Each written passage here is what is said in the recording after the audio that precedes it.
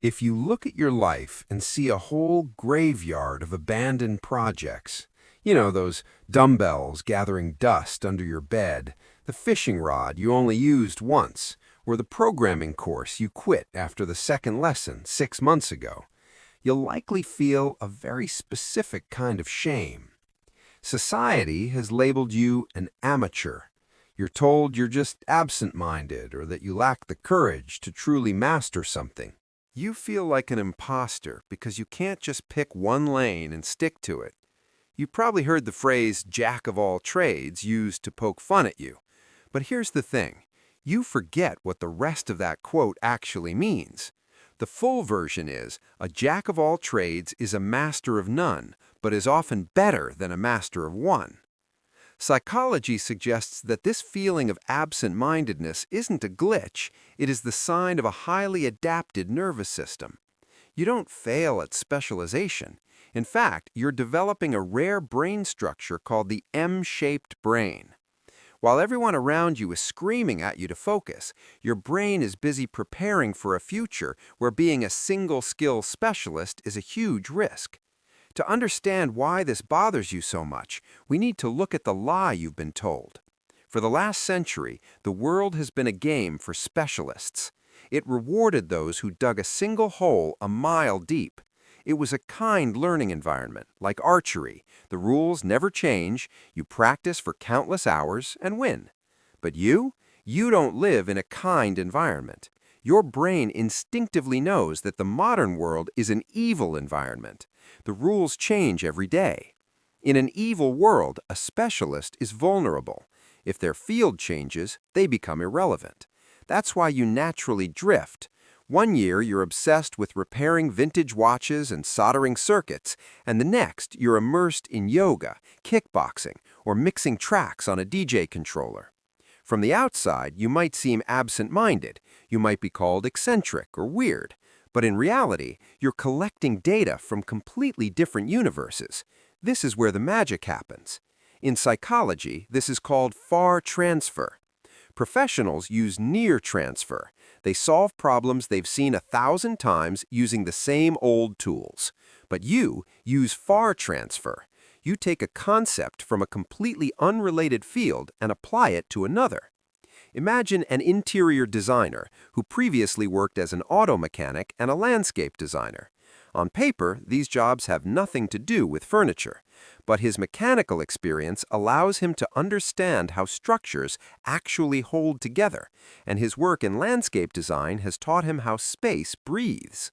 He doesn't just choose chairs, he creates an ecosystem that a designer who previously only saw wallpaper samples couldn't even dream of. This is what's called long-range transfer.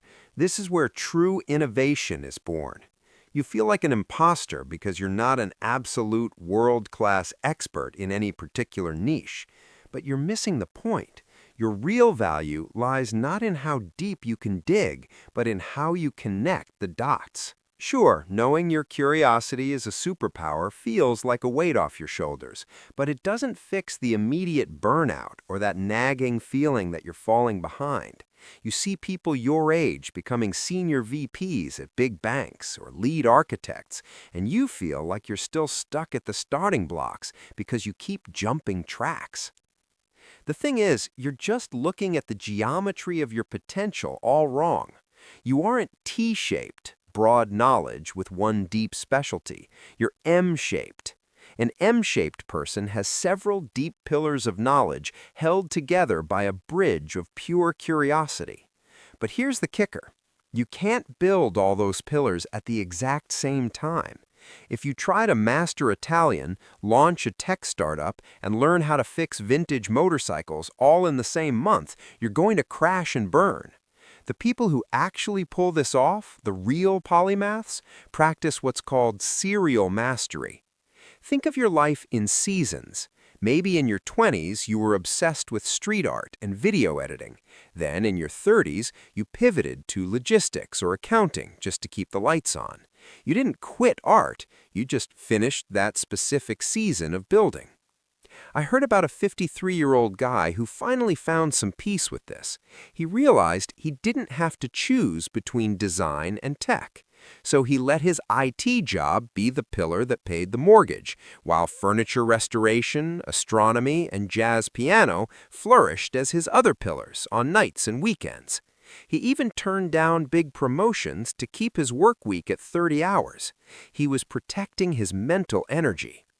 He didn't try to smash them all together at once. He let them happen one after the other. Eventually, all those skills merged into his own unique projects. That's the M shape in action. There's one last trait you've got that makes you practically bulletproof, and it comes straight from evolutionary biology. It's called redundancy. In nature, having extras isn't a waste of space, it's a massive strength. Take salamanders or certain lizards, for example. They have incredible genetic redundancy that lets them regrow entire limbs or switch how their bodies function if things go south. Your chaotic interests are your version of that. If you're just a specialized marketing guy and AI takes over your niche tomorrow, you're terrified. But if you're a marketer who also knows how to wire a house, fix a diesel engine, and teach English, you're unbreakable. You haven't been wasting time by dabbling. You've been practicing strategic adaptability. You've been building a safety net of skills that guarantees no matter what happens to the economy or the job market, you've always got a pivot ready to go. So stop apologizing for that graveyard of hobbies. Those weren't failures. They were semesters in the university of your own making. You were never meant to be just one thing.